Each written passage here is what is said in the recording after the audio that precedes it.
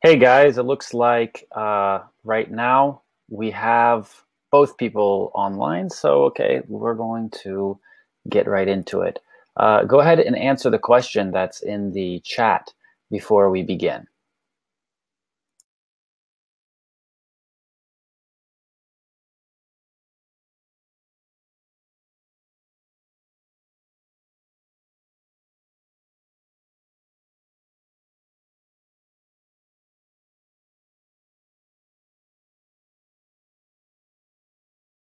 Hey everybody, welcome to day 2 of the English Hacks webinar series. And today's title, the name of today's class is Why You Sound Like a Weirdo. And I know that's kind of a funny name for this day, but really we're going to talk in depth about why people think that you sound weird or strange or, in general, what makes it strange to speak with an accent, and why does it sound unnatural, and how can we get rid of this? And I think you guys remember me from day 1, but I'm Kris Amerikos, and I'm here because I love to teach English. And throughout this series, we are going to make sure that you speak more naturally. If you haven't done so already, make sure that you go to Telegram, the application for your phone. Go there right now and join our Get Motivated group. And make sure that you check out my YouTube channel where you'll find a lot of other free content. Now, we have a lot to talk about today, so let's get right into it. The first question that we want to answer today is, what sounds weird to native speakers and why?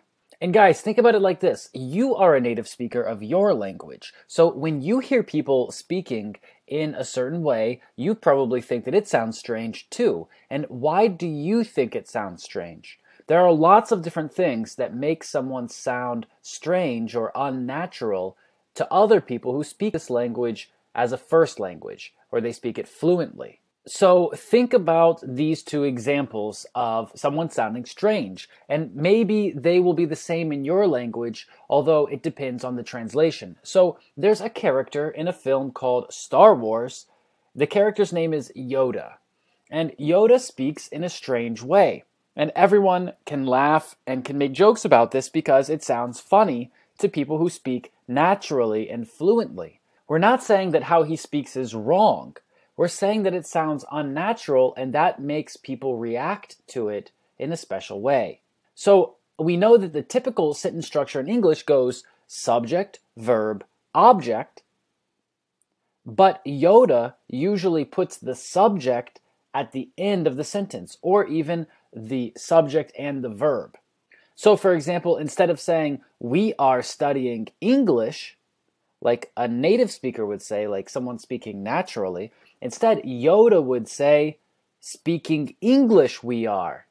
And this sounds really funny to native speakers. And another example of this is Arnold Schwarzenegger, who was the governor of California. Yeah, guys, he is not a native speaker, but he became the governor of a state. And if you remember, he said a very famous line in the film called Terminator. He said, "I'll be back."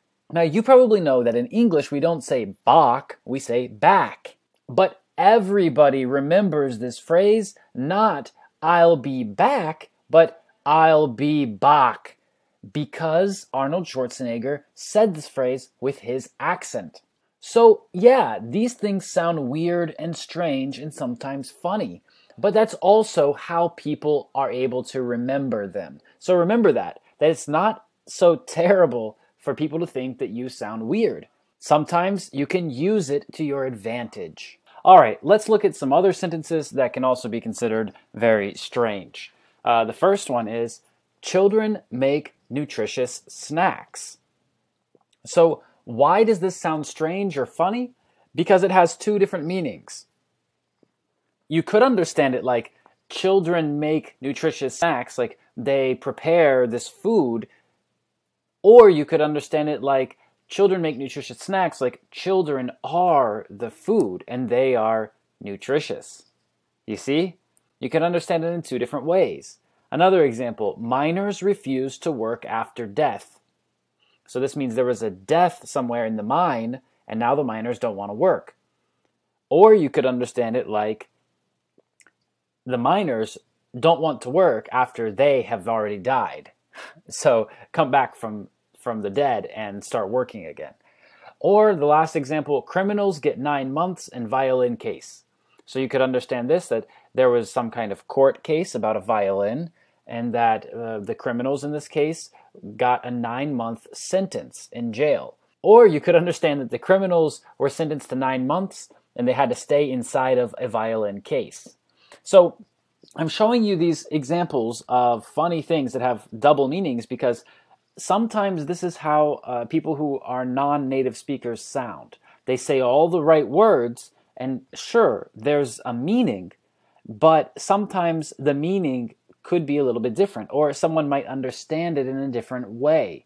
And that's what we want to think about when we're speaking to other people and when they give us some strange reactions that, you know, maybe we don't expect, or that they make us feel uncomfortable or feel like our English isn't good enough.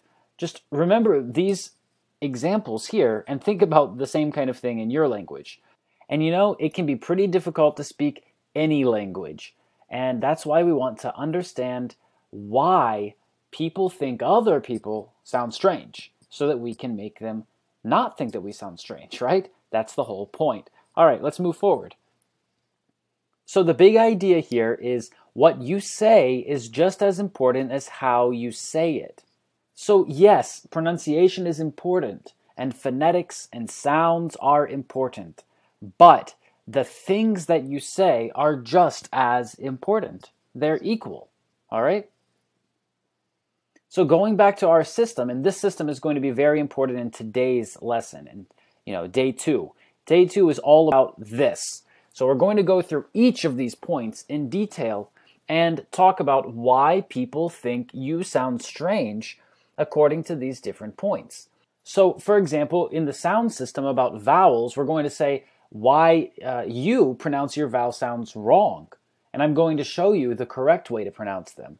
Or, for example, with content, why you choose the wrong words. So we're going to talk about each of these things. And, you know, culture and psychology also, we're going to be addressing all of them. All right? So to help you with this, I'm going to tell you everything that you are doing wrong. And then I'll tell you how you should do it. So first of all, you make the wrong sounds. And one part of making the wrong sounds is that you say the wrong vowel sounds. You say vowel sounds in the wrong way. So what are vowels? Well, when we talk about vowels, we need to compare them to consonants. And we've already talked about this in day 1, so I'm not going to talk about it so much, and it's pretty easy. The red letters that you see on the screen right now are vowels, and the blue letters that you see are consonants, except for the letter Y. Letter Y can be both a vowel or a consonant. It just depends on the situation. So those are vowels and those are consonants. And here are the 44 sounds that English has. So if you learn all of these sounds, then you can say all the sounds of English. But specifically, we are right now going to look at the vowel sounds. So they are the ones with the yellow background. You know, all the other ones are gray, and the yellow ones, those are vowel sounds. So we'll go through each letter and talk about when they sound like this and why they sound like this, all right?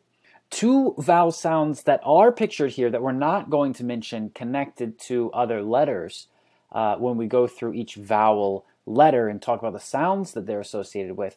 2 of those things that are right here are the sound in the word word, so that's the sound, like in bird, and the sound or, like in sword, or in horse, all right?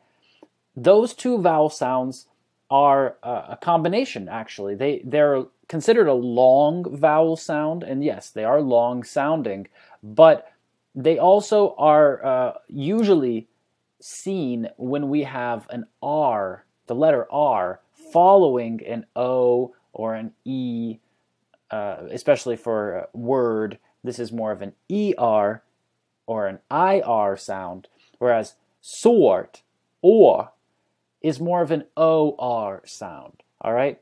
So the first one, word or bird, and the second, or, sort. Now, let's talk a little bit about how British people might actually pronounce these vowel sounds and a lot of sounds in general differently than American speakers, all right? So yeah, here are a lot of different sounds and a lot of different examples, but the ones that we really, really, really want to draw our attention to are the ones that sound very, very different. And I'm just going to tell you about the main ones. So let's start with the word hat.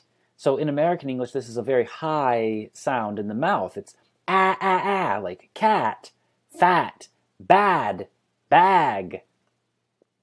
But in British English, it's not so high in the mouth. So it's more like hat, bag. The next is also different, where in England they would say charity, and in American English it would be charity. It's a very slight difference here, but it's different. You'll also notice that a lot of sounds in British English are longer than in American English. For example, father in British English, whereas in American English it's father. And the next sound is different, and you can really, really hear it. So in British English, they say this sound like aw, lot, bother. And in American English, we say ah, lot, bother. Do you hear the difference? I hope so. The next example is very similar. So in British English, they would say hawk or bought. But in American English, they would say hawk and bought. So here we can really see a difference, all right? You can really feel this difference. So we're not going to go too in depth with all of these sounds because you don't need to know them on, a super, super, super level. You just need to understand how they're supposed to sound and why you sound strange when you don't make the sound that's appropriate for that country. So in different places, they might say things differently. But if you're listening for that, and if you understand the general rules, it's going to be a lot easier for you to blend in and to sound more natural. So let's talk about the vowel letters and the sounds that are associated with them. First of all, A sounds, the letter A. And the first sound, I think we just mentioned it when we were comparing British and American sounds. The first sound is very high sound in the mouth. It's eh, ant. And we say the letter A like this when it's stressed at the beginning of a word. So it's ant and animal. We also pronounce A like this when it's in the middle of a word between two consonants. So we have ran and began. The next A sound is the sound ah. It's a long sound. For example, car. And we usually pronounce A like this when it's followed by the letter R. So car, hard. Now remember that R sounds are not pronounced so much in British English. So car in American English, in British English would sound something like car. Next is the sound which is a very low sound in the mouth, almost in the throat. So in the back and in the bottom of the mouth. It's kind of like that sound when you're thinking of something. You're trying to think of the thing that you want to say, but you can't think of it, and you just say, like this. And we pronounce A like this when it's unstressed at the beginning or end of a word. So you guys know what country I'm from. I'm from the United States. And another way to say United States is America. And at the beginning, there's an A that's unstressed. And at the end of this word, there's also an A that's unstressed. And both of these A's sound like America. And then we have another word, about. So guys, do you hear it? It's not but it's all right? And the last A sound. This is A. So it's the same sound as the name of the letter. And A is pronounced like this when it's followed by a consonant and then an E. Sometimes we call this the magic E because it changes the sound of the other vowel that came before the consonant. And that's what this rule is all about. So we have words like make and save. Moving on to E sounds. So the sound that E usually has, just in most cases, is eh, like in egg and lead. But sometimes E also sounds like E, like the name of the letter. So we say it like E when there are two E's in a row. So we have beer and we have free. And the second time when we say it like E is at the beginning of a word when it's stressed. So equal and evil. Now remember, guys, these rules are not 100% rules. They're just something like 95% rules. So these are good rules to know. They'll help you pronounce things. But at the same time, don't think that there aren't any exceptions, because every rule has an exception. So the next sound that E makes is just and this is a sound that is when this letter is unstressed. Unstressed at the beginning of a word usually. So for example, the word enough. It's just enough.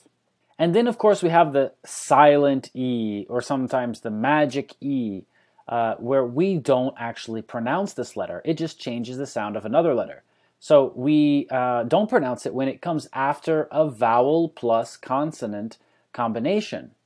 So in words like came or lose or cape. Next, let's talk about I sounds. We say the letter I like I when it's stressed at the beginning of a word. I. It's just like the word fish. Actually, my name has this sound in it too. It's Kris. A lot of people pronounce my name Kris, which is a different word completely. It has a different meaning. And I don't really get upset because I understand that people, might be speaking with a different accent and they might not have this sound in their language. And this sound is difficult to learn. So this sound is I. If I is stressed at the beginning of a word, then we can pronounce it I, like in interesting or image. And if I is in the middle of a word between two consonants, we also usually pronounce it like I, like fish and lift. Another I sound is the sound I, like the letter. And we say it like this when it's followed by a consonant and then an E. So we have words like ice and smile. We also pronounce I like I when it's followed directly by the letter E in words like lie and die. And we also pronounce I like this when it's followed by G plus H. So for example, might. And now let's talk about O sounds. And the first O sound is aw.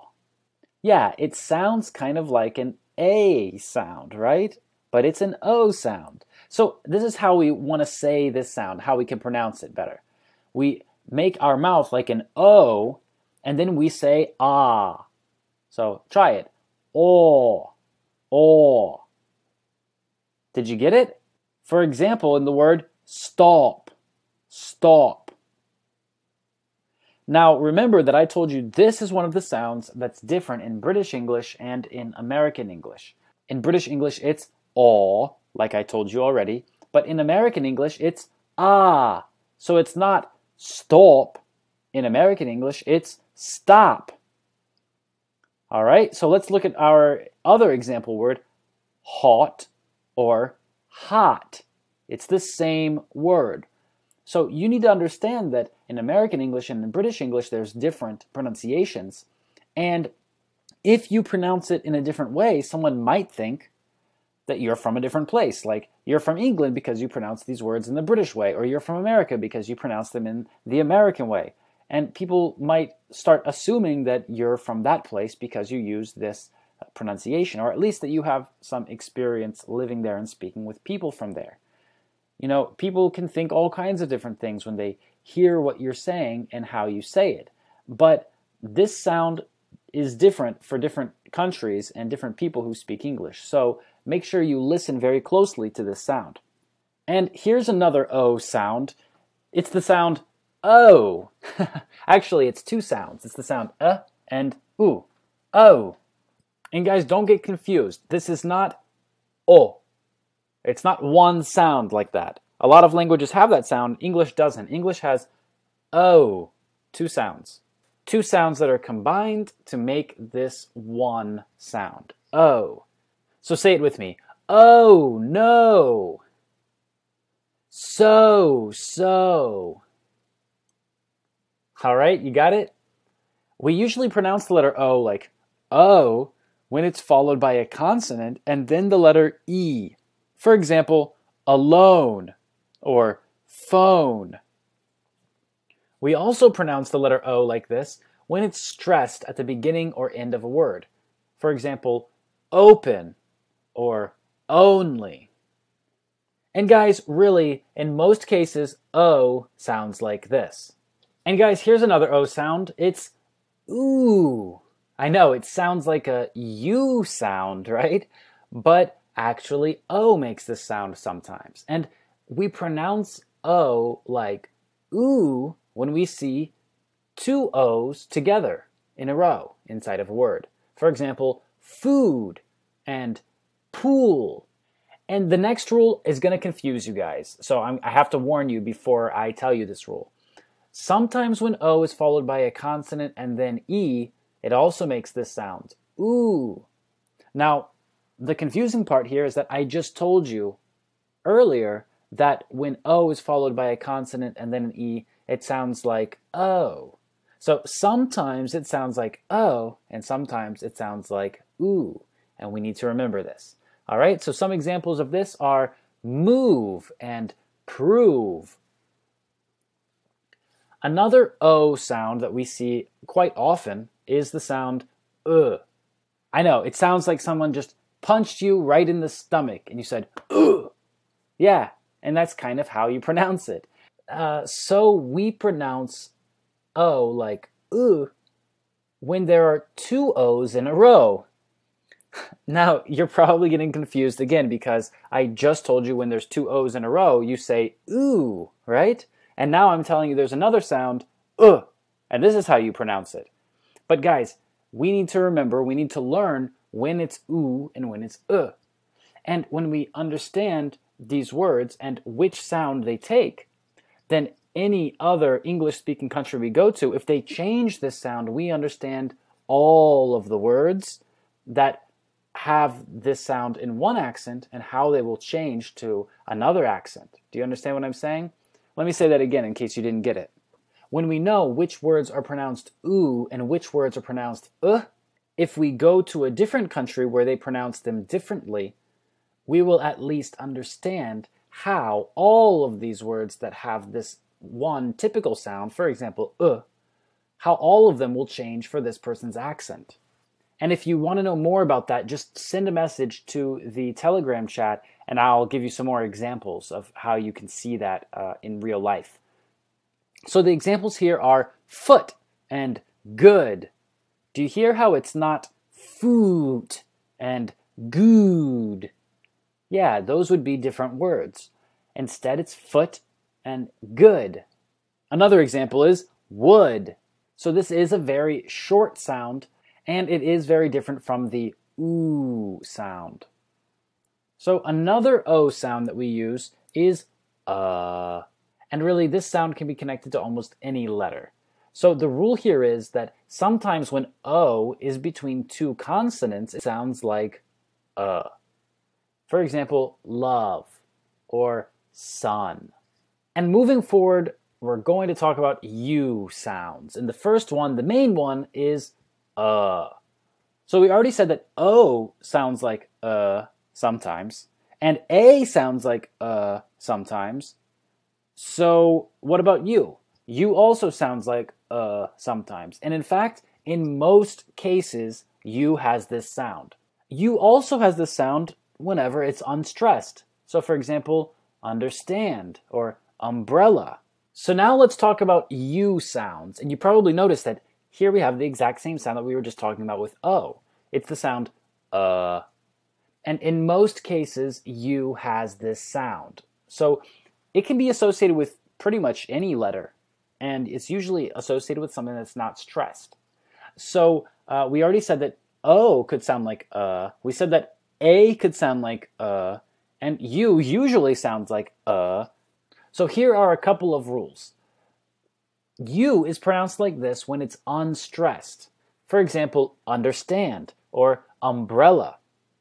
And U has the sound when it's between two consonants, like bug or luck.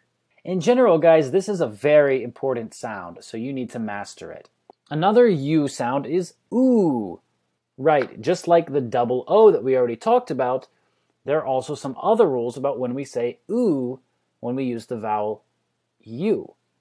So when U is followed by a consonant and then E, we say ooh, like in rude or June. We also say ooh when U is followed by another vowel or vowel combination, like fluid or true. And another sound that U has is the sound of the letter U. And we say it like this when it's stressed at the beginning of a word. So for example, usual or university. And when U is followed by E, or when E comes before U, so when we have a EU or UE combination, then we also say U, like in hue or neutral. But guys, I have to tell you that rule number 2 here, this rule that I just said, only really applies to British English, because in American English, a lot of times in a word that has a U sound, it will only have a sound, because a lot of times in American English, instead of having the full U sound, it will just have the OO sound. And sometimes when U is followed by a consonant and then E, the U will also sound like U. So for example, cute or huge. And guys, we went through the vowel sounds very, very quickly because we have a lot of material to cover today. And the thing that's really going to help you out with pronouncing the vowel sounds correctly is practice, practice, practice, like you already know. So you're going to need to complete the homework from today. It's really, really important that you do the homework and you send it into the Telegram chat where I'm going to actually check it and I'm going to give you a lot of feedback, all right? So next, let's talk about consonant sounds. The first consonant sound we're talking about is F, or the sound F. And to make this sound, we touch our top teeth to our bottom lip and we blow out air. So go ahead and try that. Top teeth, bottom lip, and blow out air. Now, I'm telling you how to form this sound with your mouth because it's actually very important. If you do it wrong, people might think that you're saying a different sound.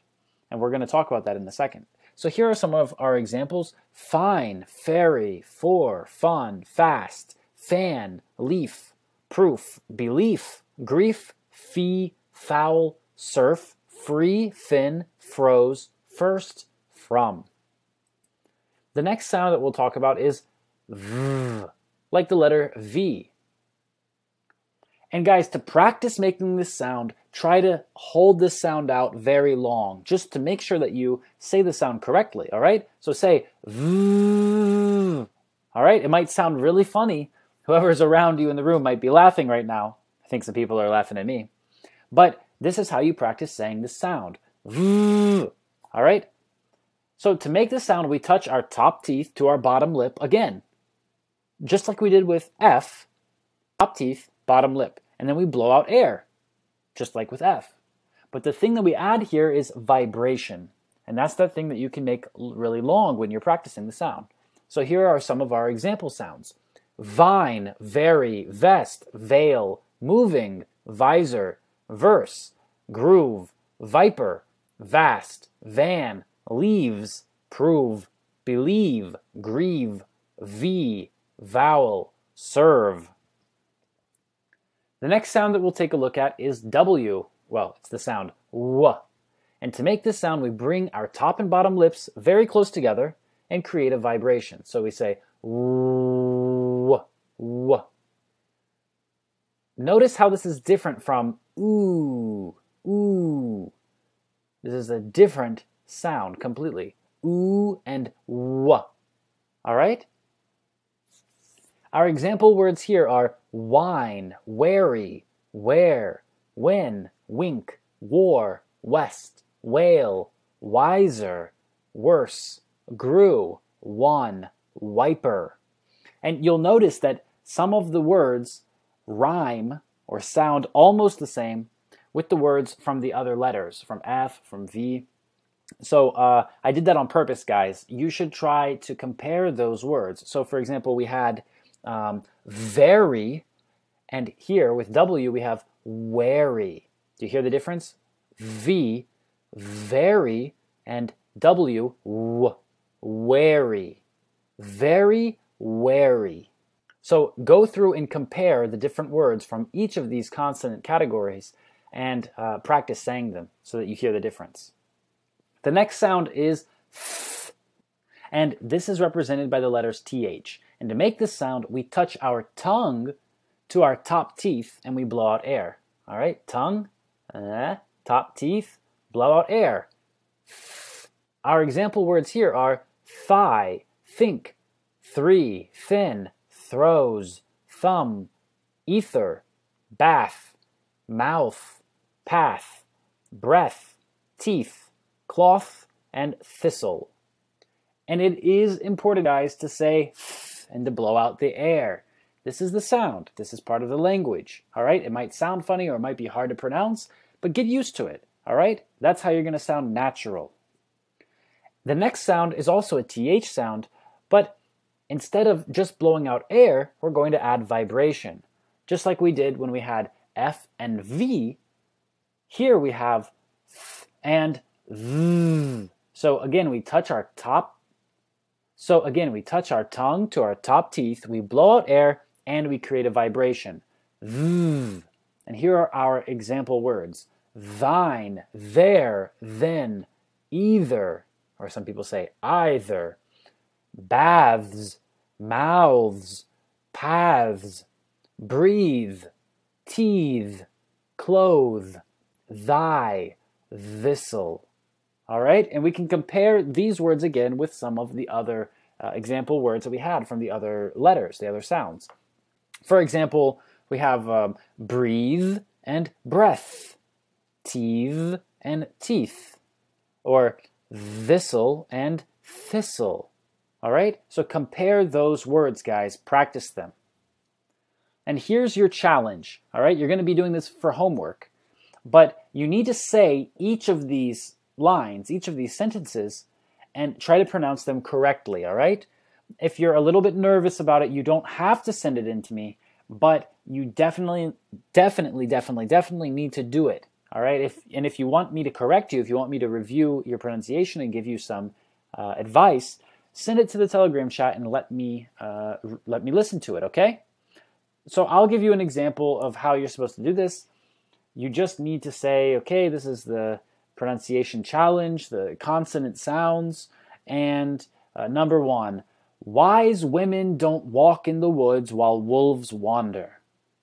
Okay? Yeah, it's kind of a funny sentence, but it's to practice saying the sounds. And my personal favorite is however. For some people, it's really hard to go from the W sound to the V sound. All right? So practice saying these, record them, send them to me. It's part of your homework. There's going to be a lot of homework today, guys, so get ready for it. And if you don't have a pen and a notepad right now, definitely go get it, okay? Because you're missing out. You need to write this stuff down. The next consonant sound is S. So when we have the letter C, it usually sounds like this, like S, before the letters E and I. And here are some examples. Race, face, space, celebrate, ceiling, century. And you guys can read the rest. I don't think we need to spend time with me just reading off a list of words. So the point here is that the letter C is pronounced S before the letters E and I. Now let's look at how it's pronounced differently before other letters.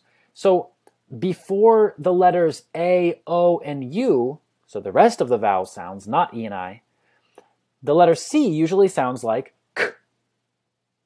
All right, and here are some examples. Carry, come, continue, etc. All right, so remember that before E and I, C will probably sound like S. And before A, O, and U, C will probably sound like K. This is actually about Latin roots, and that usually in Latin, these were the rules. And you can see these rules in pronunciation rules for Italian, French, Spanish, Portuguese. All right, so we're not going to talk too much about the theory behind it and etymology and why it's like this, but this is the rule, okay, guys? C before I and E, S. C before A, O, and U. And also, C sounds like K when it's at the end of a word, like psychic or cyclic or pelvic. Now, if we talk about the letter G, it has very similar rules to C. So before E and I, G usually sounds like J, all right? Like the letter J. For example, huge, wage, cage. But before A, O, and U, G usually sounds like G, sounds like G, all right? So we have guess, gold, goal, gun. So you guys probably understand that these two rules are almost the same, just have different sounds for the different letters. And of course, there's a third rule for G, just like there was for C. G usually sounds like G at the end of words. So we have swing, bring, sing, log, frog. And guys, I know that I just told you that the last sound of the word swing is G, but understand that sometimes people will say this last sound G, and sometimes people won't, because really there isn't a G sound there. Instead, there's an ng sound, which is a combination of the N and G. We've talked about it before, so we're not going to go into it now. But these are just examples of words that end with the letter G. So sometimes people would pronounce them with a G sound to be very, very clear when they're speaking to someone. We also have the letter combination CH, and usually in English, CH sounds like ch. However, sometimes CH also sounds like sh. And this is in words that come from French. I know, and you're probably thinking right now, well, how do I know if it comes from French? Well, guys, this is something that we need to remember, but sometimes we can look at the spelling of words and we understand that it's not a word from our language and it's not a word from English. So if we look at this, we can see that sometimes. And you guys, probably in your language, if you live somewhere in Europe or in the Americas, probably in your language, you have very similar words, because these are words that have been taken from French not only into English. These are more or less international words from when French was the main international language in the world. So some examples are champagne or chauffeur or chandelier or machine. All right? Other times, CH sounds like K. So that's three different sounds that CH might have, right? There's ch, there's sh, and there's K. And CH sounds like K in words that come from Greek. So we have chemistry, psychology, school, technology. And again, these are just things that we need to remember, but these are more or less international words. So usually in other languages, these sounds will be different also, and it will be pretty easy to understand. Ah, okay, this word is probably like this, because in my language it's pronounced like this, because of how it sounds in your language and how it's written. Next, let's talk about the consonants S and Z, or in British English, Z. That's right, some of you probably aren't familiar with American English. In American English, this letter is called Z, not Z. So S and Z, plural nouns and third person singular verbs end with S. So, you know, when we say I run, you run, he runs, right? But we pronounce it Z. Why? There are actually three different ways that the S at the end of the word might be pronounced. If it's after an unvoiced sound, then S sounds like S. And an unvoiced sound, it means that there's no vibration. If you hold up a piece of paper in front of your mouth and you say this sound, the piece of paper will move because you're just using air, all right? But with a voiced sound, the paper won't move because you're using vibration. And you're not touching the paper, physically, of course. And you're not touching the paper with your mouth. So some examples where it sounds like S are bats, snacks, hits, looks, lips. After a voiced sound, S sounds like Z. So dogs, roads, news, runs, chairs. And then the funniest rule, or the most complicated rule, however you want to think about it, when we say S at the end of the word, like is. And this comes after sounds like S, Z, Sh, J, and Ch. Okay? Did you get all that? So here are our examples. Kisses, because the last sound of the word is S from kiss. Kisses. Wishes. The last sound is sh, and after sh, we say is, wishes.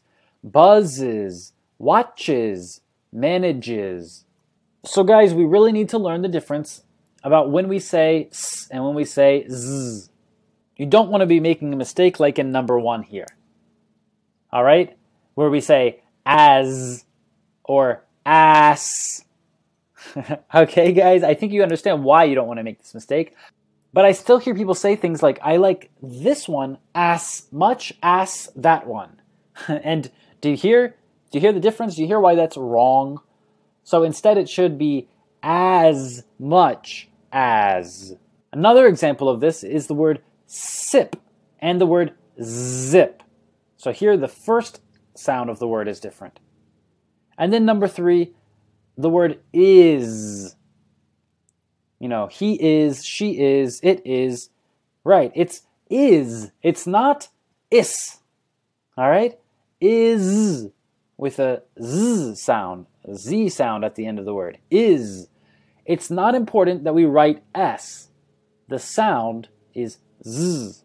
And here's a challenge for you guys, all right? First of all, say the words that are at the top of the screen right now. So sizes, sounds, all right? And practice saying the different sounds of S and Z. And then, just like you did before for the other challenge, record yourself saying these phrases, all right? And you can send them to me and I'll check them. The next set of sounds that we need to talk about are for the letters T and D, which are very closely related in English. And that's really important to remember and to understand because sometimes they change. So we're going to talk about that right now.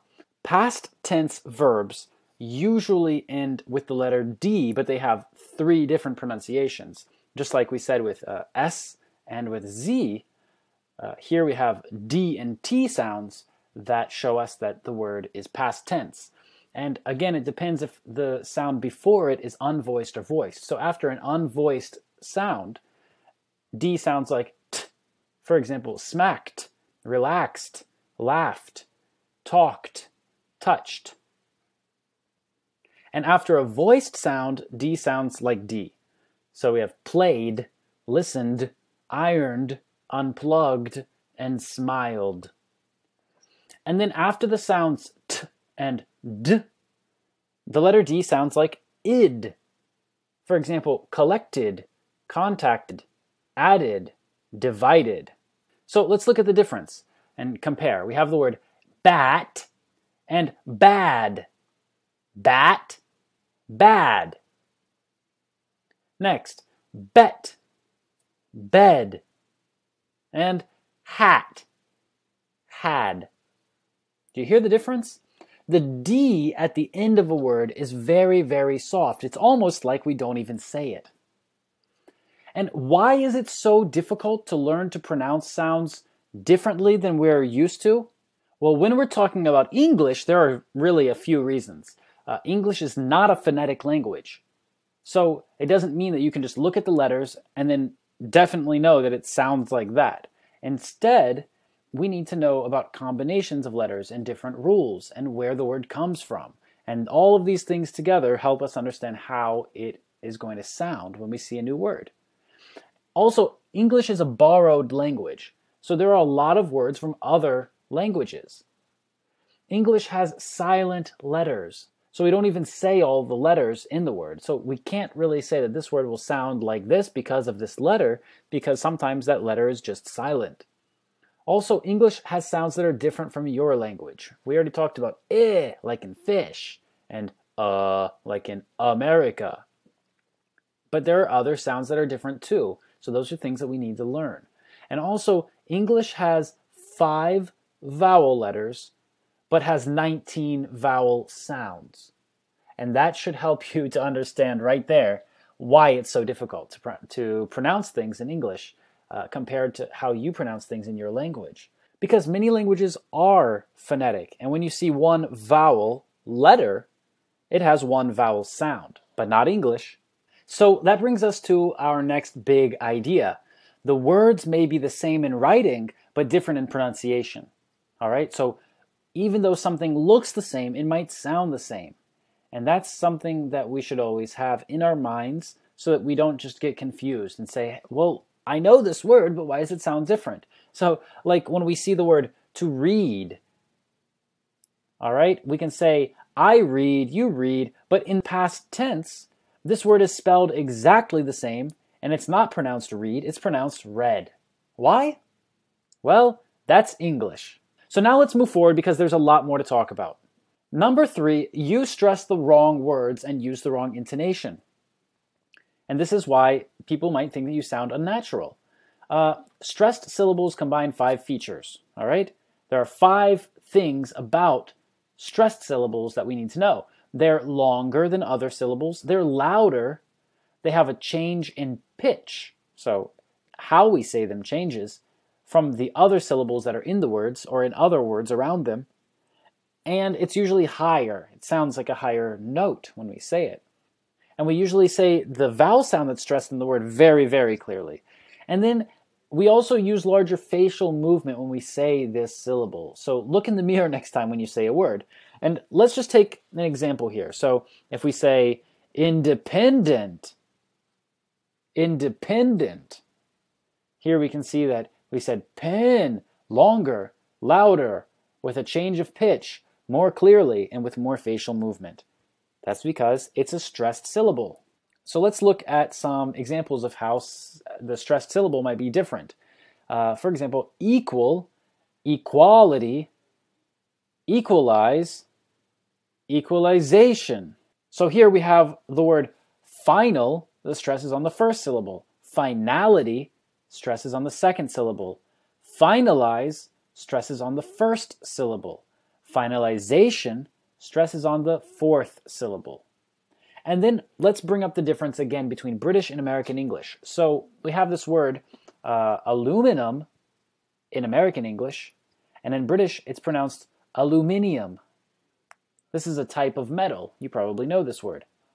And there's also a region of the world called the Caribbean or the Caribbean. So we could say Caribbean aluminium, or we could say Caribbean aluminum. Both of these things are exactly the same. It's just how a British person or an American person might say it. Next, let's look at intonation. So here's one sentence, and when we change the intonation, the meaning changes a little bit, right? So we have, I love your mother's cooking, or I love your mother's cooking, or I love your mother's cooking, or I love your mother's cooking, or I love your mother's cooking. So it sounds funny when we just repeat it like this, but we really do speak like this. And the word that we stress has more importance in the sentence. So when I say, I love your mother's cooking, it means I love it, not other people. You don't love it, I love it. When I say, I love your mother's cooking, it means I don't just like it, and I definitely don't hate it, I love it. And if I say, I love your mother's cooking, it means not my mother, not his mother, your mother. And if I say, I love your mother's cooking, then we're comparing this to your father's cooking or your brother's cooking. And if you say, I love your mother's cooking, then we're focusing on her cooking, not her cleaning or not something else that she does. So let's compare some words that people usually confuse with intonation. And you might not have thought about this before, but it's really like this. So the word, or the phrase rather, I can go and I can't go. When we say I can go, we stress go. And can, we don't even say it completely. We don't even say can because it's unstressed. We say kun, kun, kun. It's like a K and an N sound together. Kun. I can go. I can go. And when we say can't, we stress it. So we don't stress the word go now, we stress the word can't instead. So it sounds like, I can't go. Let's repeat. I can go. I can't go. Do you hear the difference? I hope so. Next, I won't go. Here we stress the word won't. Or, I want to go. We stress the word go. So there are different types of intonation, and we need to talk about those a little bit. There's rising intonation and falling intonation. All right, and they both tell us something different. Rising intonation is when we start low and we go high, and falling intonation we start high and go low. So let's take two example sentences and listen to the intonation. There's, what is that? Did you hear the rise? That means that it's a question. What is that? But if we're just saying a sentence and it's not a question, we usually use falling intonation at the end to show that it's finished. For example, I know what that is. Did you hear how it started higher and went lower? This means that it's not a question, it's just a sentence, it's just a statement. We also have something called tag questions, and tag questions have two types of intonation also. They have rising and falling intonation, but with a little bit of a twist. So if we ask the question, you aren't hungry, are you?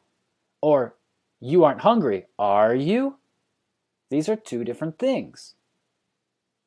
When we start low and go high, when we use rising intonation, we want to check. We really want the person to answer because we're not 100% sure. We're checking to see if this is really true or not. You aren't hungry, are you? We just ate an hour ago. You aren't hungry, are you? So do you understand? With this rising intonation at the end, it's really a question. We really want an answer, and we're really checking this information. But if we use falling intonation, it's different. It's a rhetorical question. Maybe we don't even want to hear an answer. It's really just like our opinion. You aren't hungry, are you? Here we sound very confident. I think that this is true. Not a question like, is this really true? So here's a challenge. Say this dialogue, read this dialogue, and record yourself saying it, all right? And really focus on intonation between the sentences and the questions. So really pay attention to the ending and the sound at the end of the phrase, if it's a sentence or if it's a question. When somebody doesn't pause correctly in English, it sounds unnatural. Sometimes it sounds robotic or like a computer voice, and it sounds very disconnected and it's hard to understand. All right, this speech sounds unnatural because the speaker might break up the words in the sentence in the wrong way, or might speak about groups of words very fast and then stop. Or the speaker might catch his breath and then continue speaking. Or the speaker might sound monotone the whole time and have no change in his or her voice. So these are some things that sound very unnatural. Pausing helps us be understandable. Pausing helps us convey emotions, show emotion to people. It helps us control the pace, the speed that we're talking at. It helps us be healthy, actually, because we're taking bigger breaths and breathing in more air. And it helps us engage our audience. A good pause will give people time to think about what you just said before you move forward. So we need to use pauses a lot. We can also use pauses to replace filler words. Now, I'm going to teach you a lot about filler words, and we've already talked a little bit about them in day one, but really, filler words are very important for your fluency, for you sounding natural, and pauses can do the same work that filler words do. But remember that filler words sometimes sound uneducated, right? They sound stupid to some people. So pausing might be a much better way to do that. So when you're trying to think of the next thing that you want to say, sometimes a pause will work. Just make sure that it's not too long.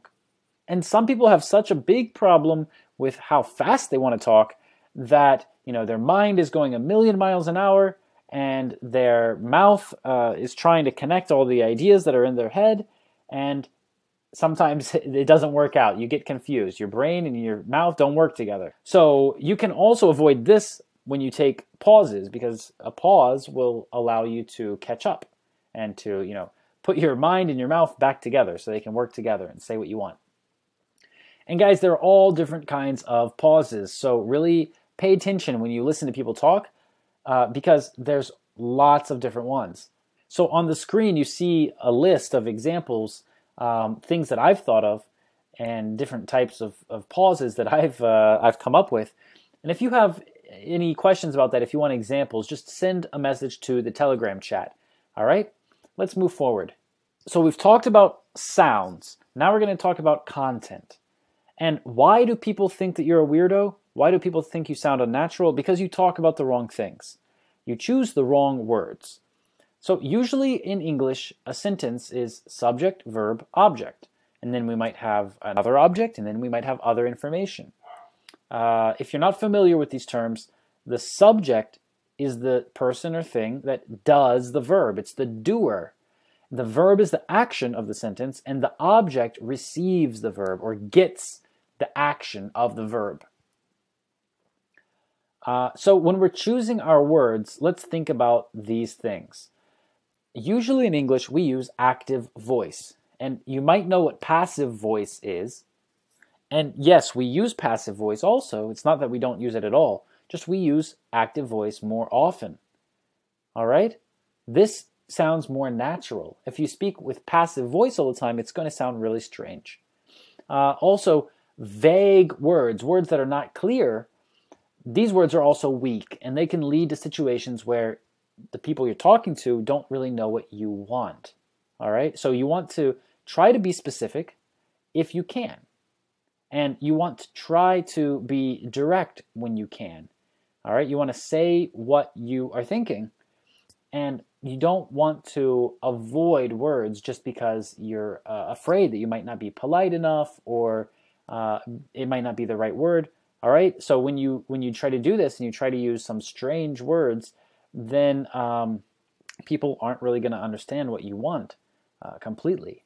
You know, and also when you try to use really big words that you're not sure of what they really mean, this can happen a lot too. I remember one guy wrote me a message. He said, "I'm not doing very well. I have a plague." A plague? I asked him, "A plague? What are you talking about?" "Yeah, I have a plague," he said. What he wanted to say was that he had an illness, that he was ill, he was sick. And instead, he used a really big word that he didn't really understand himself. So a plague, it's just like a really, really, really big thing that only happens never. It never happens. It's a plague. So it's from the Bible. It's very old. Nobody uses that word to describe being ill or being sick. So some words have negative connotations, and we need to learn what that means. We need to learn which words have these negative connotations. Negative connotations are, bad ideas that people connect to a word. So if we say a sentence like, "She used me," the word use here has a negative connotation. It doesn't sound like she did something good. So we want to be aware of these connotations. Next, slang and regional terms give your speech extra flavor. So when you're choosing words, listen to what other people are saying. Other people are saying the same words over and over and over again. The average person doesn't use that many words. All right? If you know 2,000 words, even if you know 1,000 words in English, even if you know 500 words in English, you'll be okay because you can listen to what other people are saying and you can pick up on those words and use them in your speech because you know that people here you speak like that. People here use those words. And people will like the fact that you're starting to use words that they use. All right? It'll be really easy for them to understand you.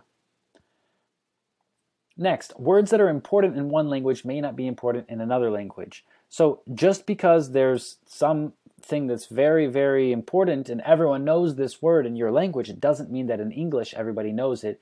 It doesn't mean that anybody even uses it in the country that you're in. And the same for English, that there might be words in English that are important to English speakers, but they're not important to people in your language. So when you learn it in English, you might be thinking, well, why do I ever need this? But instead, you should be thinking, very cool, this is important to them. I probably need it. All right? And words that look or sound similar to words in your language may have a completely different meaning. All right? So just because it looks or sounds the same, it doesn't mean that it's the same. So make sure you learn the right meanings, make sure you learn how people use them, and don't try to use things that you're not too sure about, and make sure that you follow all of the things that I've just talked about, when you're choosing your words, consider these facts. And don't forget context, guys. If your friend goes to an expensive jewelry shop and buys a $100,000 diamond bracelet, that's expensive. That's a lot. Then you say, oh, that's cute. Or do you say, that's elegant? Of course you say that's elegant, because if you say that's cute, it just means that this thing isn't very serious. And $100,000 diamond bracelet, that sounds pretty serious to me. So if your friend goes to the mall and buys a $1 plastic bracelet, then you can say cute. Then it won't be correct to say elegant, right? Unless it's some kind of joke. So, common mistakes with word choice. And let's look at these two sentences. First, plastic is able to be shaped into many forms. So there's nothing wrong with this sentence. The problem here is that native speakers will usually say plastic can be shaped into different forms because can is shorter. And when we have a short version of a word, we like to use it. It makes our speech faster and it's more understandable for people. All right, so whenever you have the chance to use a shorter word or a smaller word in speech, remember this is speech, it doesn't have to be about writing, but in speech, informal speech, then you should do that. As the election progressed, it became increasingly clear that they were going to lose. And native speakers would say, as the election progressed, it became increasingly clear that they were going to lose. Why? Because only adverbs, increasingly, can modify adjectives. Clear. So because clear is an adjective, we need to say "ly" at the end of the thing that's describing clear. So clear is an adjective, increasingly is an adverb. Increasing is also an adjective. And if we just put two adjectives together, it doesn't mean that one of them is modifying or describing the other at all. And example 3, George lacks illness. And native speakers say, George has no illness. Why? Because lack has a special connotation. Lack is about desirable things, things that we want. All right? And we don't want illness, so we wouldn't say that we lack illness. Example number 4, it was 1947 in which India got its independence. And native speakers say it was 1947 when India got its independence. So trying to use overly formal constructions that people don't usually use in speech will also sound very unnatural. And here, in which, we don't usually say this. We can say when or where. And usually when we're talking about a time period, we're not going to say in which time period. We're going to say when. And here's example 5. I went to the market so as to buy apples. And a native speaker would laugh and would say, I went to the market to buy apples. Because the phrase so as to is too formal for this situation. Example number 6, Victor is a boy who is intelligent. And native speakers say, Victor is an intelligent boy. That's because it's easier for us to describe or modify a noun, like boy, by adding an adjective, intelligent, instead of adding an entire phrase, who is intelligent. And we don't usually use this kind of phrase in speech. Instead, we'll just use an adjective and a noun. So here's your challenge. You want to try to find what sounds weird, what sounds strange, what sounds unnatural in these sentences. And I will give you the answers in the Telegram group. And here is a list of commonly confused words. So make sure that you write all these down and make sure that you look them up and you find out what the difference is so that you don't make these mistakes. Moving forward, you don't know how to use helping verbs. And if this is about you, and it's about most people who are studying English, then I have some very important things to say to you because helping verbs are the best thing in English. They're really the best thing about English, and they help you do so many things. All right? Helping verbs make our speech faster and simpler. They add functional meaning to the main verb. When they are separate from the rest of the sentence, they don't have any meaning. And they can be used to create different verb tenses or, negative verb forms or lots of different things, or even just to emphasize a sentence. And as you've noticed, guys, we have a lot of material to go through today, and that's why I'm not spending a lot of time on some of these points. I wanted to spend more time on the sounds, and on the other categories, I'm not going to spend as much time. But here, I can direct you back to my YouTube channel where I have a free course about helping verbs. You can also find this free course on my website, english.krisamerikos.com. So go there, watch those videos. It will tell you everything you need to know about helping verbs. Another reason that you sound weird or you sound unnatural is that you don't know how to use phrasal verbs. And I've told you guys before that, again, on my YouTube channel, I have lots of phrasal verb videos, so we're not going to go into it in detail too much. I'm just going to give you the basics right here again, in case you've forgotten. Phrasal verb is verb plus particle. And some examples are stand up, sit down, turn off, switch on. Some of these phrasal verbs can be separated into two parts, like turn the lights off. Some of them can't be separated. She ran away from him. And some of them don't even take an object. They can't be separated, and they don't describe anything. They don't show any action transferred from the subject to the object. So we can say, my car broke down. So guys, it's really important to go watch the phrasal verb video on my YouTube channel. It really explains these rules in detail. And then I have, I think 100 or more videos of individual phrasal verbs where I explain the meaning. So go there, watch those, and that will help you out a lot. But learn phrasal verbs, learn helping verbs. These are very important things for you to start sounding more natural, okay? And the beauty of watching one of these videos every day is that you'll learn a new phrasal verb every day. And then you can start using it. And just learning one every day is something that you can definitely do. All right? And when you're watching TV shows or online videos, you should pay attention to which phrasal verbs native speakers use and what situations or contexts they use them in. Because this is really going to tell you where you need to be studying, what you need to be studying. So when you focus all of your attention and your time when you're studying on phrasal verbs, there are just so many of these phrasal verbs that you'll get, disappointed, you'll get depressed because you'll think that you can never learn all of them. And honestly, guys, you don't need to learn all of them, okay? Some of the most important ones are the ones in my videos, and then when you're listening to people speak or watching a video and someone's speaking, write them down if you don't understand them, if you don't understand the context that they're used in, okay? Next, you don't know how to use filler words. Filler words show what you're thinking. Filler words make your statement weaker or stronger.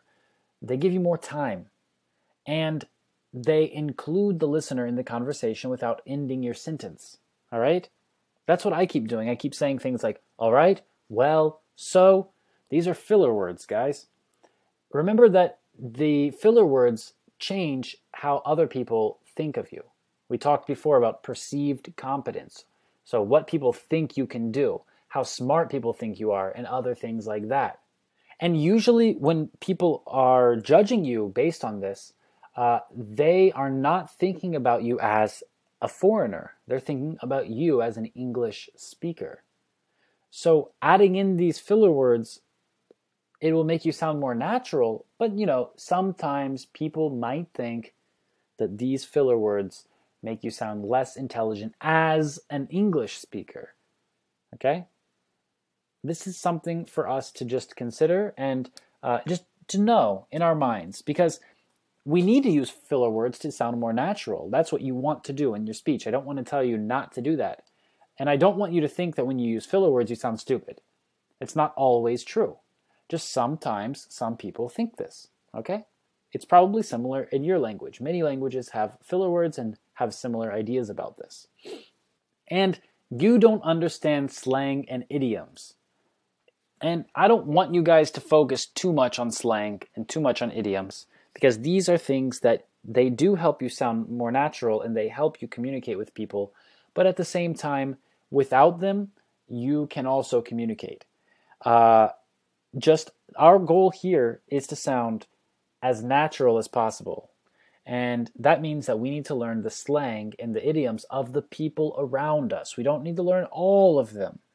We just need to learn the slang and the idioms that people use in the place that we are. So like I said in day one, if you're in Australia, you're going to want to compare that stuff to what people are saying there. You'll want to learn their slang and their idioms.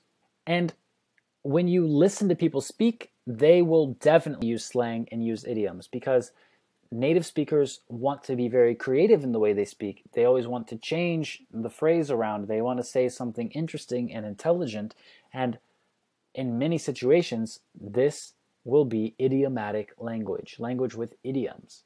And many of the idioms that people use today are actually shorter versions of older idioms. So if you think about the idiom, the grass is always greener on the other side. Today, people might just say, well, the grass is always greener. Or the phrase, it was the last straw that broke the camel's back. Today, most people don't even remember that that's the full idiom. Instead, they just say, that's the last straw. And really the beauty of idioms and slang is that they let us communicate more meaning. They let us say more with these words. So we don't say as many words, but we can communicate a really big idea. And when we talk about slang, one of the biggest difficulties with learning slang is understanding when we can use it, when it's appropriate. I'm sure you've met somebody, a foreigner in your language maybe, or someone who's learned English, and this person only knows bad words, bad slang words, curse words we call them. And he just walks around and says bad words all the time. And every time you talk to him, he just says bad words, and that's all he can do. And nobody likes that guy, right? That you don't want to be that person. So learn when it's appropriate, when it's correct to use slang and when it's not correct. Slang also changes with time, and it's different for different groups of people. So depending on your age, it might be correct or incorrect to use certain types of slang. And guys, slang is important to learn. I don't want you to think that I'm telling you not to learn slang. You should learn some slang. But it's not as important as learning the rules of proper English. First, you learn English, basic English, and then you can learn slang. So another problem that makes you sound unnatural is that you don't understand other people. You don't understand what they want and why they're doing the things that they're doing. You don't understand the situation. So there's a lot of situational language in English and in any language really. Words like this, that, these, those, now, then. There's a lot of other words like this too, and they all point to a time and place or situation. And these words have a special meaning that's connected to the time and place. So it depends on who's talking, who's listening, where you are, and when you're saying it. And this can be something that can be confusing at times. So learn the words that are about situational language. Here we have some other examples. This country. So it depends on where you are now. Or I want these shoes. The shoes that I'm looking at or the shoes that we're speaking about. That's what I like. So here the question is usually, what is that? It's probably the thing that we're talking about or the thing that just happened. That's what I like. So this is definitely something to pay attention to. We also need to pay attention to references. References to popular culture, to music, to art, and trends, and different things like that. People talk about these things a lot. And thankfully, because of globalization, people are talking about the same things now, more than they used to. But we still need to understand that sometimes people are going to be speaking about these cultural things, and we also maybe want to talk about them because that's what's natural to do. So if you hear something that's strange or you don't understand what they're talking about, it might be the name of a group or it might be some new trend that you haven't heard of. So just ask about it, guys. Don't be afraid to ask someone and to say, hey, I don't know what that is. What is that? Can you tell me? Actually, people are going to respect you for asking that instead of just saying that you know it and pretending you know it and being quiet, all right? Another thing is that you don't understand the perspective of people. Different cultures, different people have different topics that are taboo, that you cannot speak about.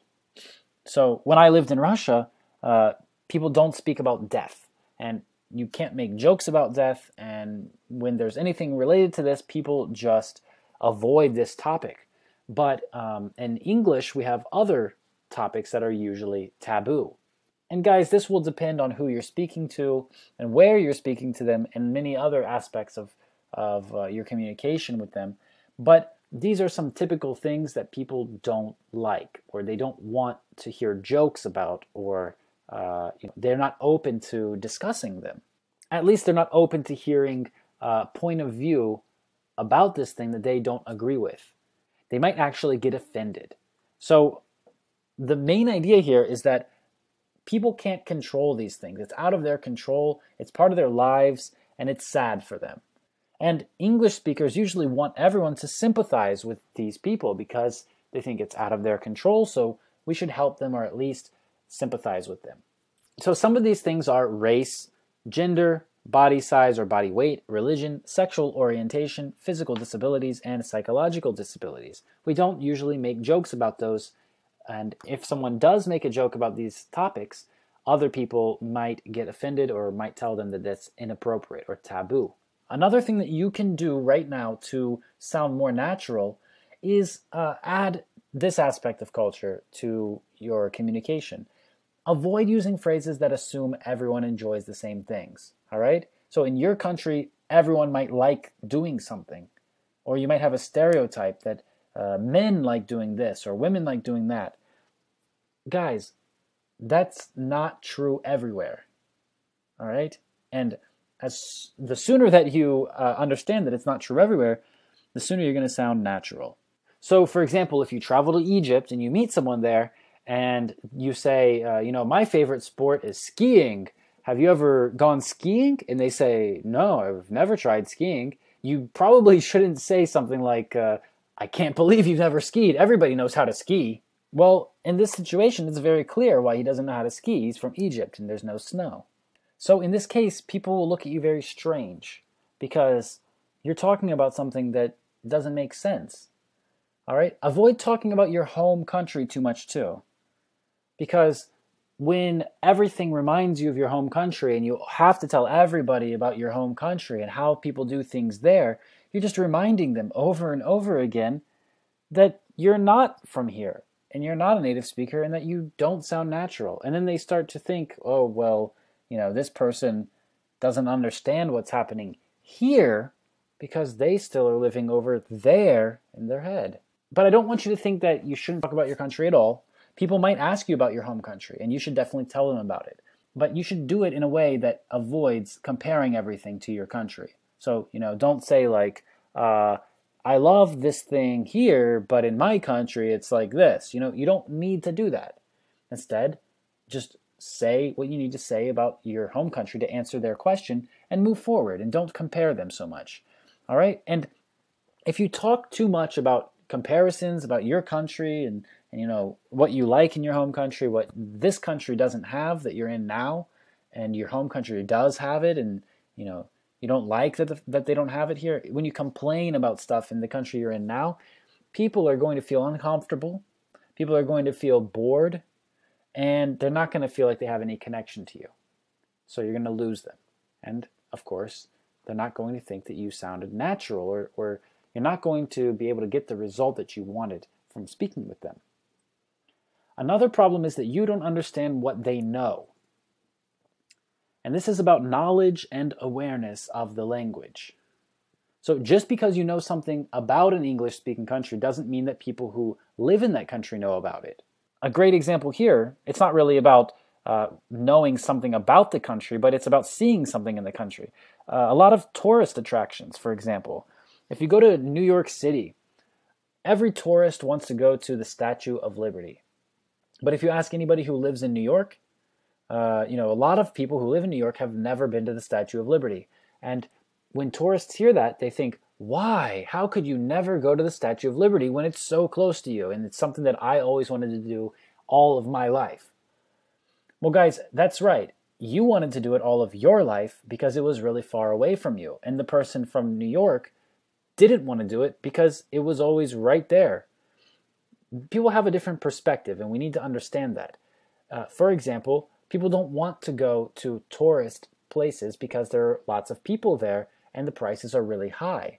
So if you're from that place, you don't go and you don't see the things that tourists see usually. Also, there's another thing that you need to do right now. You need to reassess what you believe about speakers of the English language. Okay, there's lots of different speakers, and they like different things, and they believe different things. So they might know something that you don't know, and you might know something that they don't know. And none of these things are going to be strange or are going to be, cause a conflict or something like this. You don't have to let it be like that. You can argue with people all you want, but it's only going to make you sound less natural, and they're going to think that you're not from there. Of course, you're not from there, but they're not going to think that it sounds appropriate. It's not going to be right for the situation. When you start telling them some fact or some idea or some name of a music group or something else that you know from their country, and then you're trying to prove to them that you know more about their country than they do. Most people don't like being in this situation, so don't put them in this situation. Instead, learn what native speakers know, what they're aware of in that country. All right, so if we go to a country and we meet a group of people and we see that this group of people doesn't really know anything about geography, then probably it's not a great position for us as a person who's not from there and not a native speaker. It's not a great position for us to be in to tell them, no, this is the geography of this place in your country. Okay? We don't need to be that person. We can just say, oh, great, if we need to know that information, let's open a map. And then we'll look at it together. And then you can show them. And then you can pretend that you just learned it too. And this will be a lot more effective in keeping friends and carrying a conversation.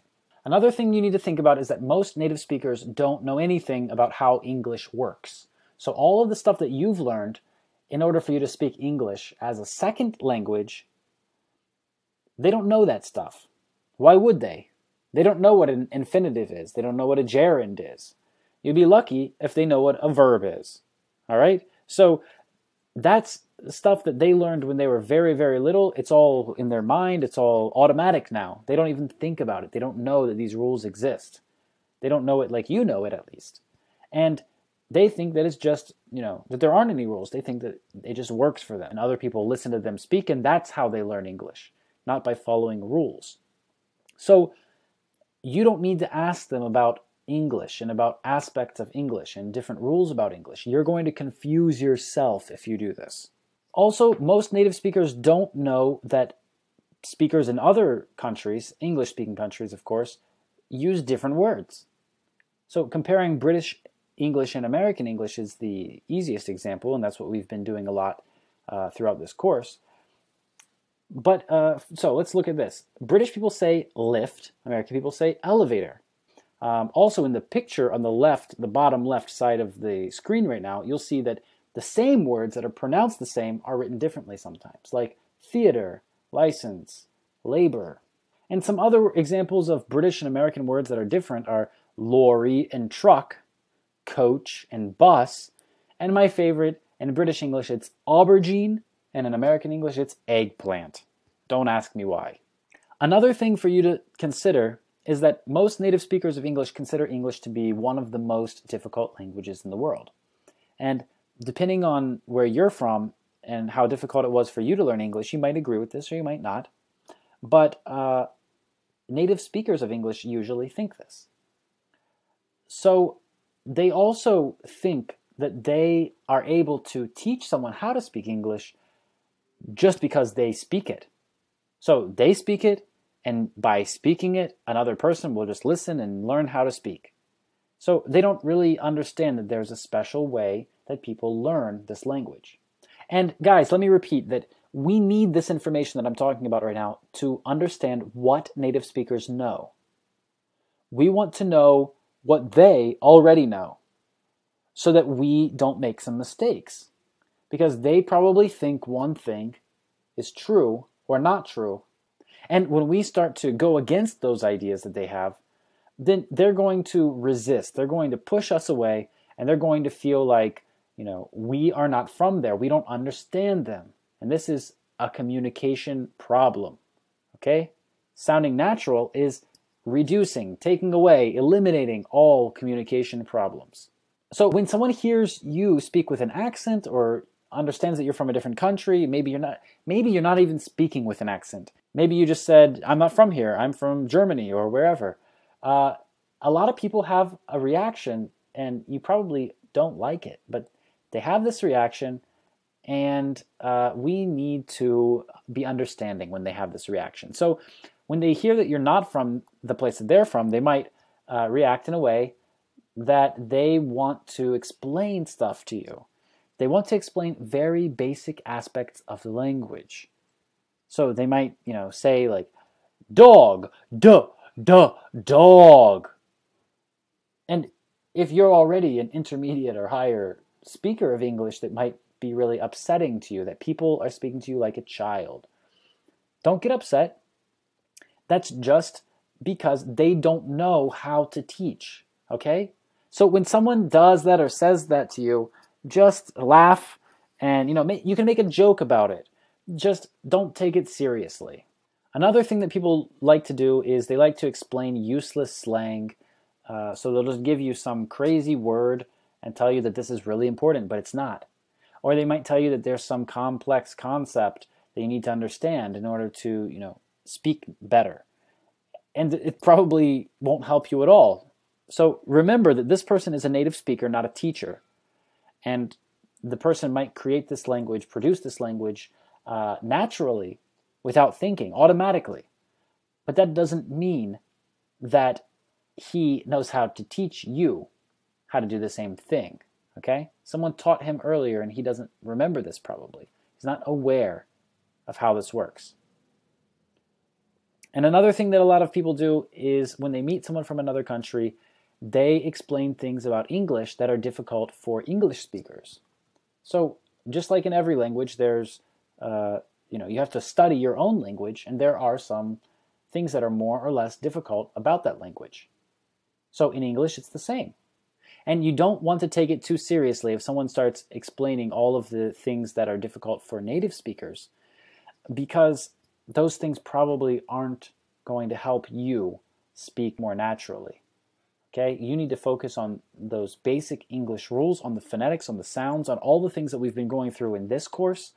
And when you find a native speaker, understand that that's exactly what that person is, a native speaker. Use the native speaker's speech to help you with sounds and to help you with local language and understanding it like that. Okay? Another problem is that you don't understand what they think about you. So we just talked about what they think and know about their own language, but what do they think and know about you? And this is, again, where we're going to talk about perceived competence. How good they think you are. And guys, some people think that accents are attractive. They like them. Okay, they want to talk to you. It sounds interesting.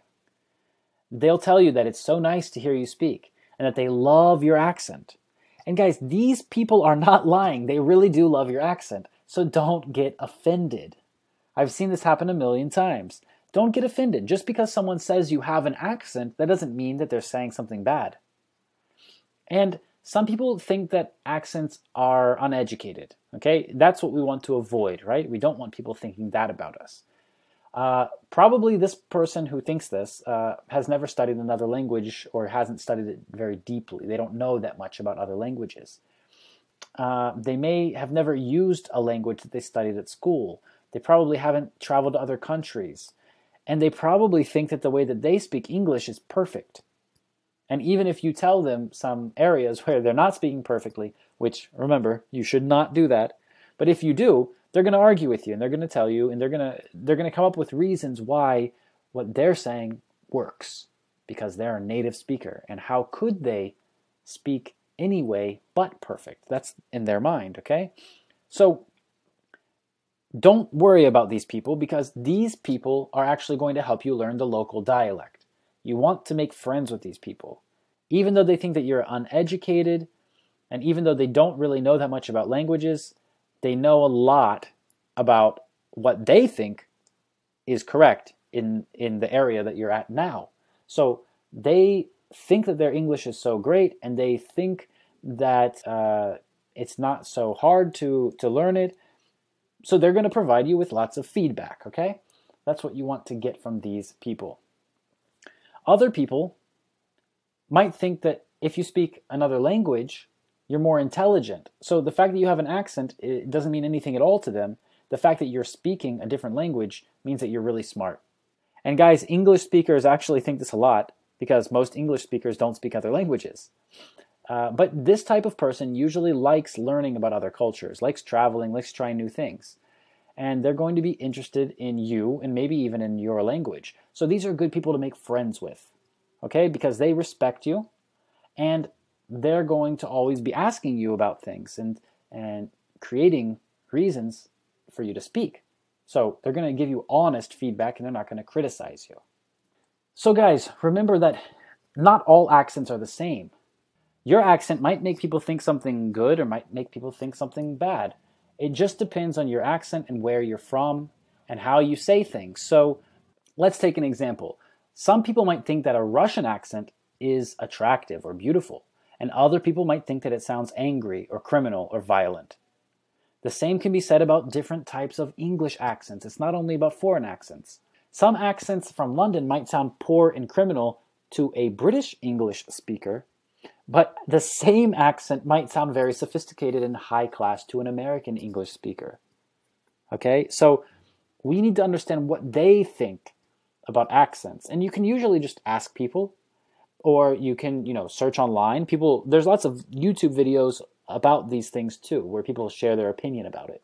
And our last part of why you sound like a weirdo, or why you sound unnatural, is that you don't pay attention to people. So the first part is that you don't know what's stopping people. And these things are called barriers. You probably know about this because there's a thing called a language barrier. And this is something that you needed to break in order to be able to speak, right?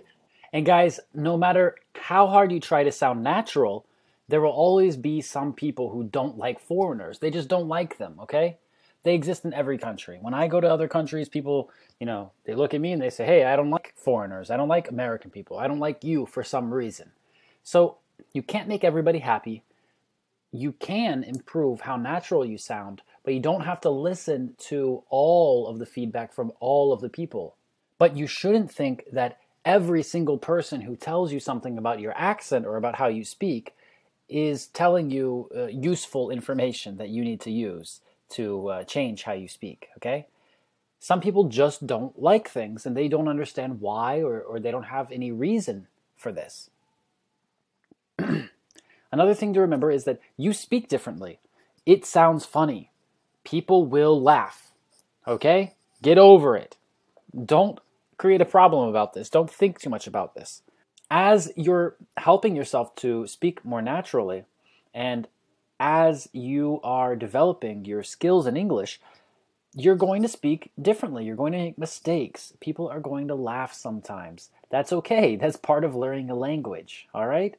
Don't get frustrated about this.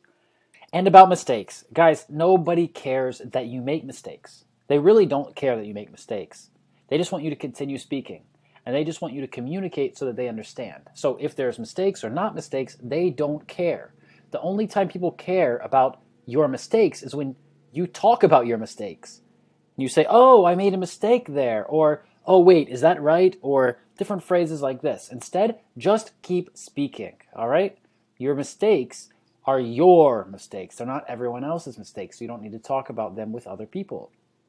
And when some people meet you, they might think that they have nothing in common with you and that they have nothing to speak about with you. So they might not want to speak with you, or they might not be so active or so interested to speak with you because they feel like you're not similar because you're from different places. Or maybe they're scared that they won't have anything to talk about, or they might look stupid because you're going to speak about something that they don't know anything about. All right? These are all different barriers that people might have when you're communicating with them in English. And I have taught a lot of students who they always say, yeah, I just want people to correct me when I make mistakes. And why is it so hard for someone to correct me? Well, you have to understand that in English, this is very rude, okay?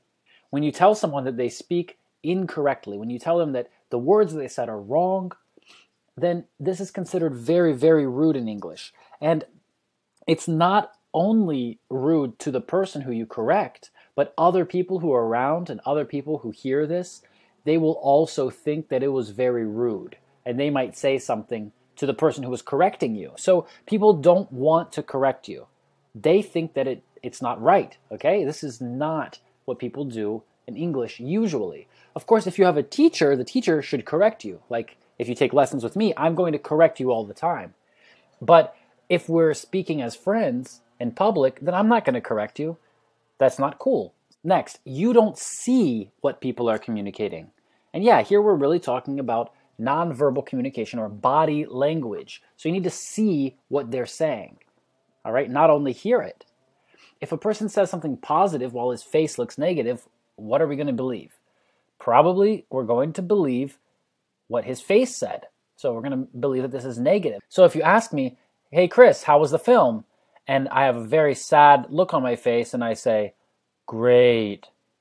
Then it's not so important that I said the word great. It's more important how I said it, right? Some other aspects of nonverbal communication that are important to pay attention to are eye contact.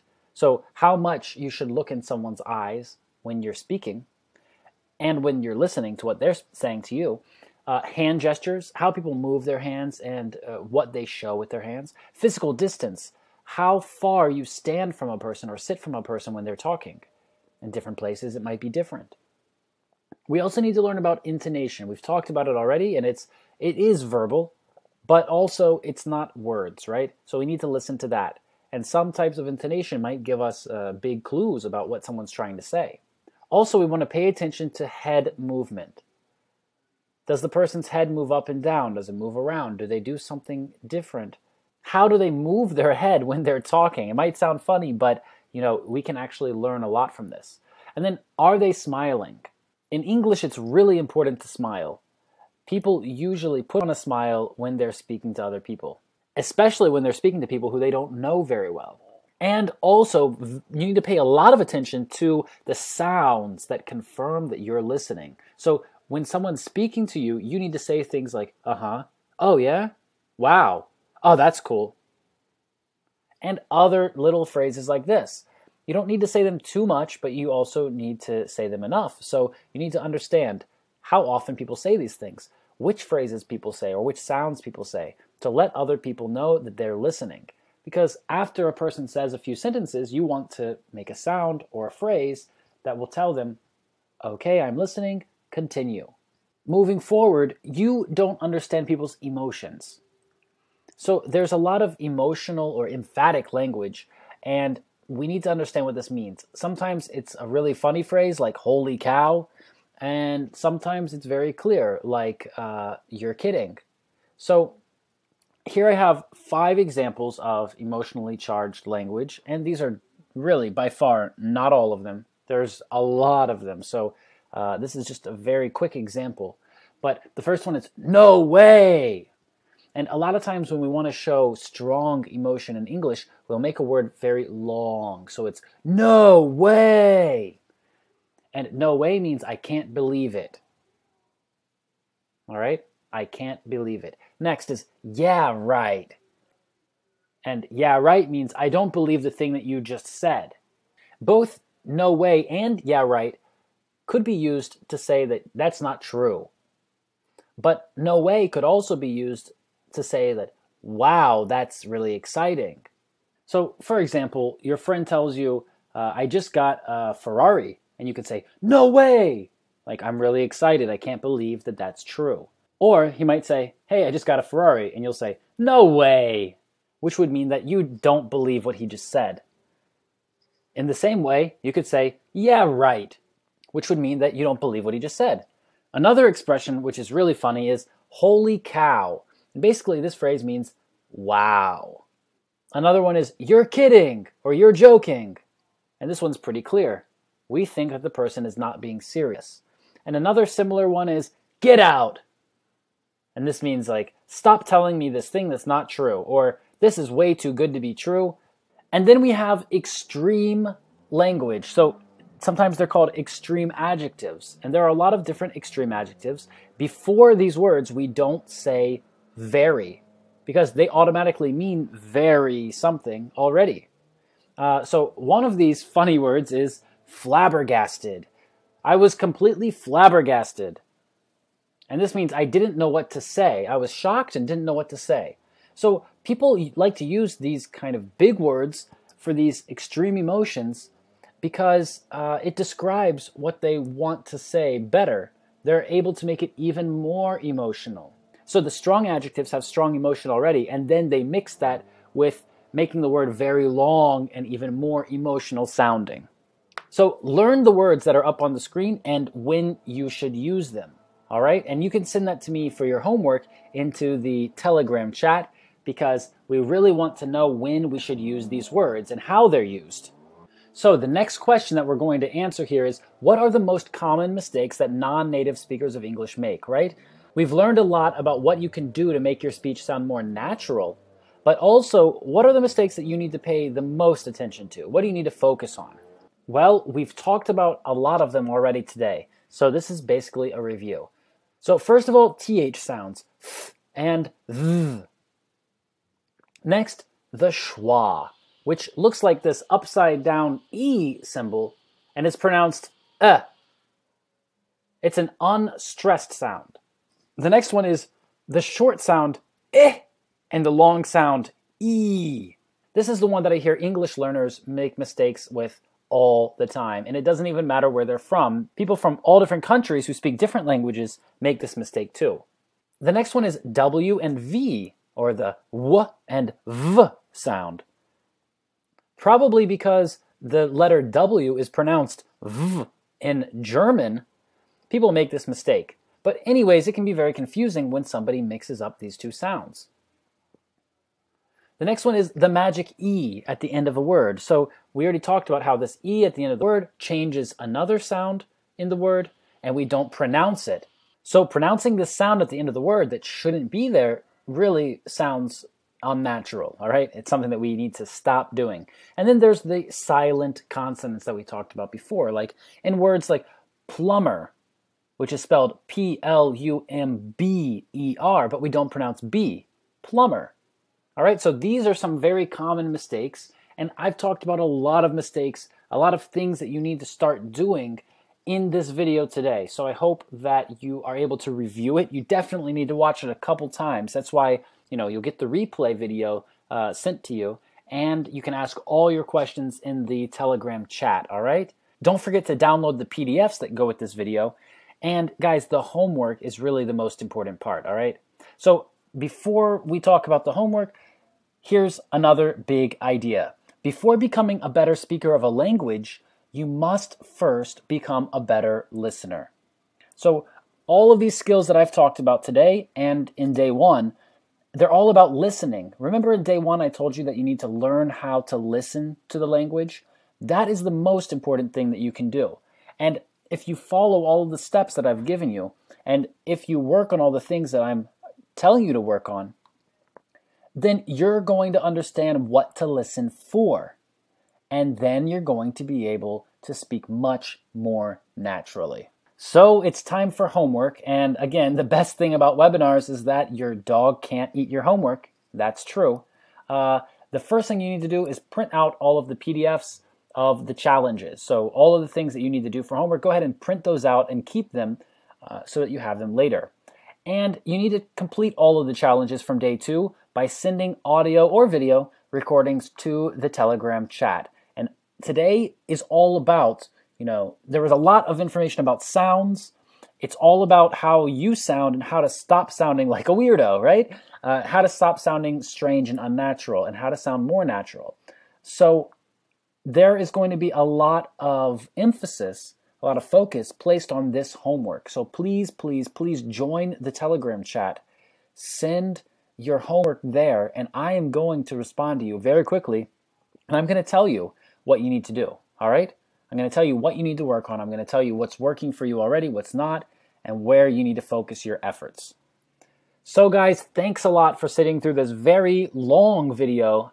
It's probably the longest, but it's probably the most important one of this whole series. I'm serious, guys. So congratulations, you've gone through this video. You do need to watch it several times, all right? The more you watch it, the more you're going to understand, the clearer it's going to be for you. And don't forget to watch the videos that I've mentioned about helping verbs, about phrasal verbs on my YouTube channel, all right? You can also find them if you go to my website, english.krisamerikos.com. So guys, that is it. And if you do have any other questions, feel free to contact me at any of the places that you see on your screen right now. And I'm really glad that you're with us, that you stuck it through to day 2, and we're really going to get a lot of results. So don't stop now. Make sure you come back for day 3 and day 4, and make sure you're watching all these videos 2, 3, or 4 times. It's really, really important to do that. All right? I'll see you tomorrow, guys.